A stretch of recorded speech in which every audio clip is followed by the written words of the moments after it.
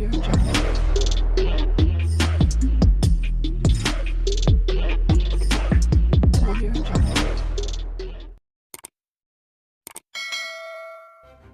kasih kerana memilih channel ini. Sebelum kita mulakan video ini, sila pertimbangkan untuk menekan butang like, share dan subscribe dan aktifkan butang lonceng anda agar anda sentiasa mendapat info-info percuma pada setiap hari dari channel kami. Dan tinggalkan komen anda kerana komen anda amatlah dihargai. Terima kasih.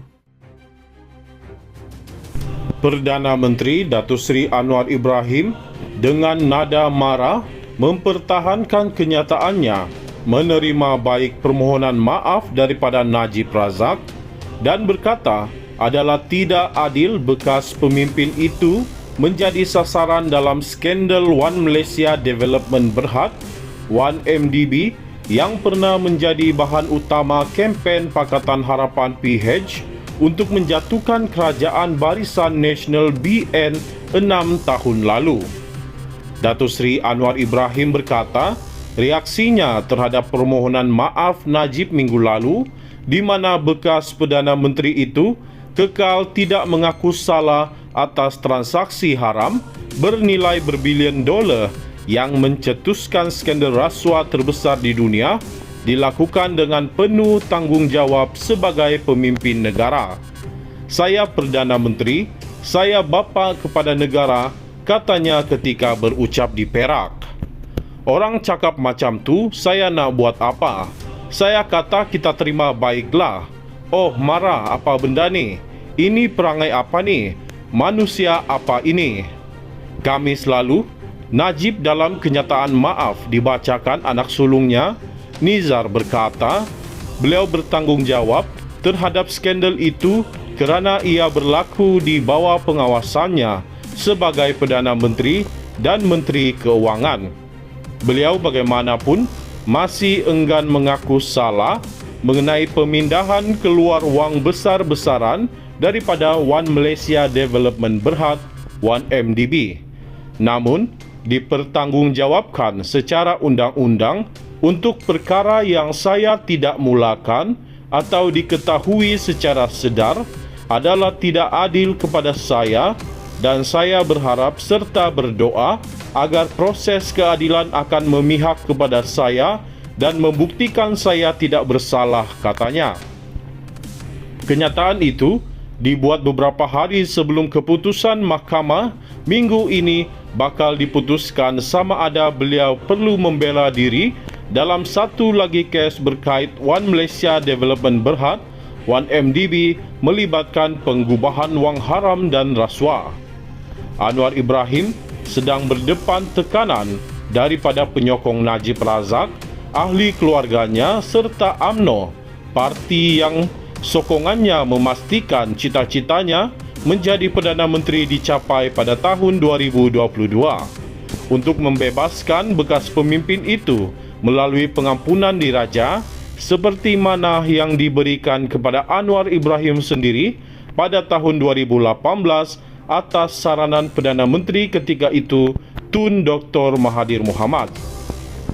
Bagaimanapun, Najib Razak yang sedang menjalani hukuman penjara 12 tahun kerana menyelewengkan RM42 juta dana SRC International cuma diberikan pengampunan separa, iaitu dengan mengurangkan hukuman penjaranya daripada 12 tahun kepada 6 tahun dan denda daripada RM210 juta kepada RM50 juta.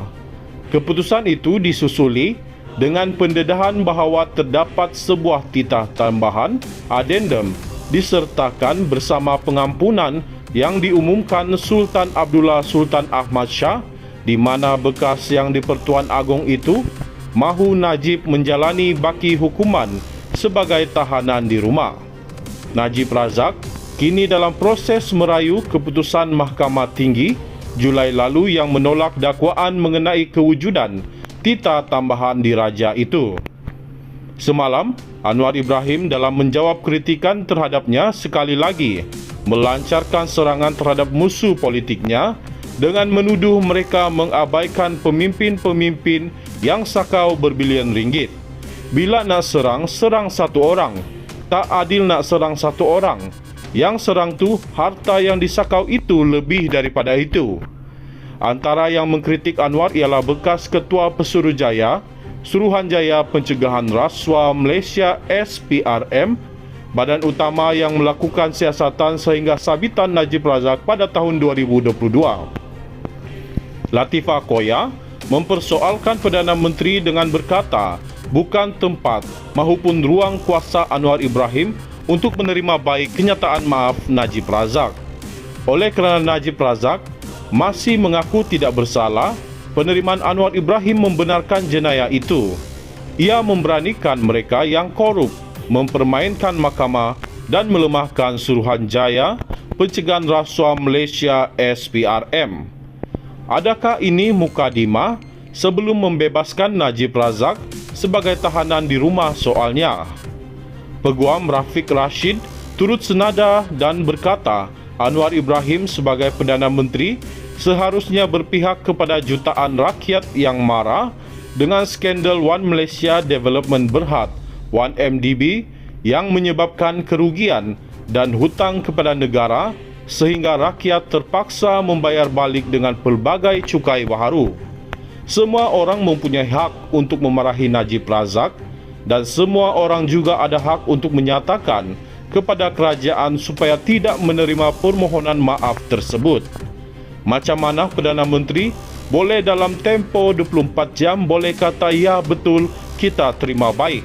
Ini jawapan yang amat tidak bijaklah daripada seorang Perdana Menteri, kata Rafiq kepada Malaysia Now.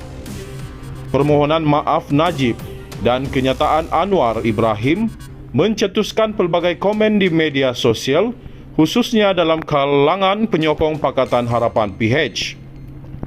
Jika permohonan maafnya diterima dan boleh dimaafkan, kita juga boleh menerima dan memaafkan setiap banduan di negara ini dan membebaskan semua banduan, tulis Alfred Adai Kalaraj.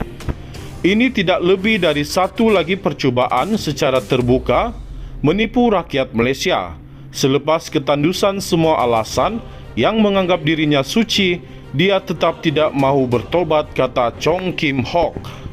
Kenyataan Datuk Seri secara tidak langsung menunjukkan bahawa Datuk Seri tidak ada kompetensi untuk memimpin negara sehingga boleh di-scam oleh seorang rakyat biasa dan syarikat luar negara.